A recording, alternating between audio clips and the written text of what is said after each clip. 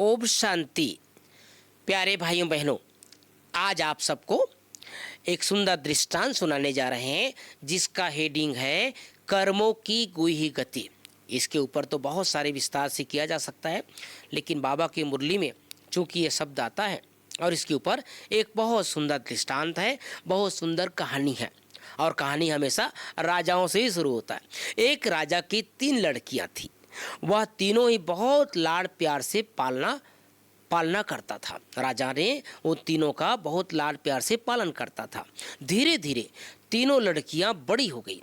एक दिन भोजन करते समय राजा ने तीनों से पूछा, आप किसके भाग्य का खा रही हो? किसके द्वारा आपको यह भाग्य, वैभव, संपत्ति आदि प्राप्त हो रहा है?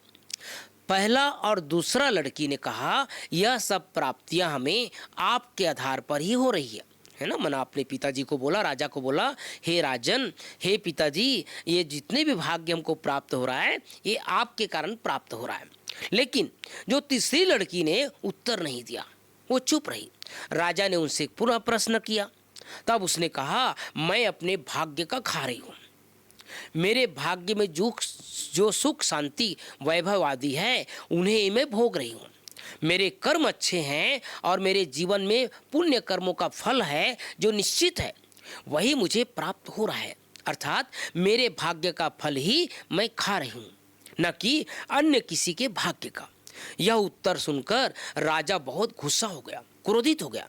राजा ने कहा, यदि आपकी प्राप्तियों में मेरा सहयोग नहीं है तो आपका इस राजभवन पर कोई अधिकार नहीं है। क्योंकि उसको लगता था, राजा को लगता था मेरा ही प्रॉपर्टी सब खा रहे हैं, लेकिन उस तीसरी पुत्री ने कह दिया, मैं आपका नहीं खा रही हूँ, अपने भाग्य का खा रही हूँ। तो राजा का गुस्सा होना स्वाभाविक है। राजा ने क्या किया, उसे कहा कि आपका इस राजभवन पर रहने का कोई अधिकार नहीं है। आपका विवाह एक गरीब व्यक्ति के साथ कराएंगे, तब आप क्या करोगी? तो उस पुत्री ने, उस लड़की ने जो उत्तर दिया, मेरे भाग्य में वही है तो मैं उससे छूट नहीं सकती। यदि भाग्य श्रेष्ठ है तो झोपड़ी में भी खुशी से रह सकती हूँ। इस प्रकार का उत्तर सुनकर राजा का गुस्सा और क्रोध और बढ़ गया। राजा ने अपनी छोटी लड़की का विवाह एक गरीब बूढ़े व्यक्ति के साथ करवा दिया। लड़की ने राजभवन छोड़कर जाते समय राजा से कहा, पिताजी, मेरे मन में आपके प्रति बहुत सम्मान है। किसी भी परिस्थिति में आवश्यकता पड़ने पर अपनी छोटी बेटी को याद कर लेना, छोटी बेटी को भूलना नहीं।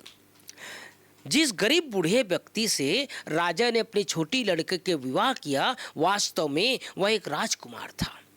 वह बहुत अच्छे व्यक्तित्व का धनी था एवं गुणवान था, धैर्यवान व्यक्ति था। परंतु शीघ्र ग्रस्त होने के कारण, सांप मिला हुआ था उसको, सांपग्रस्त होने के कारण गरीब और बूढ़ा हो गया था।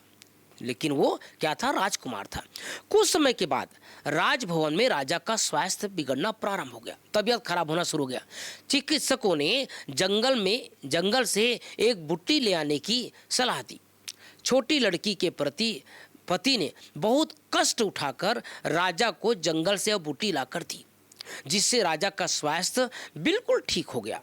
छोटी लड़की का पति श्राप से मुक्त हो गया एवं राजा बनकर पुनः राजाई करने लगा। तो छोटी लड़की रानी बन गई। राजा को अपनी गलती की अनुभूति हुई और उसने लड़की से क्षमा मांगी। भाइयों बहनों, इस कहानी का आध्यात्मिक अर्थ यही है कि प्रत्येक व्यक्ति को अपने कर्मों का फल दुख और सुख के रूप में भोगना ही पड़ता है, इससे कोई छूट नहीं सकता। अब बाबा हमें कर्मों को श्रेष्ठ बनाने की शिक्षा दे रहे हैं एवं सत्कर्मों के आधार पर स्वर्ग का राज्य अधिकार प्राप्त करा रहे हैं। तो हम सबको अपने जीवन की यात्रा में सदैव श्रेष्ठ कर्म ही करना है। कर्म की गति से कोई भी बच नहीं सकता।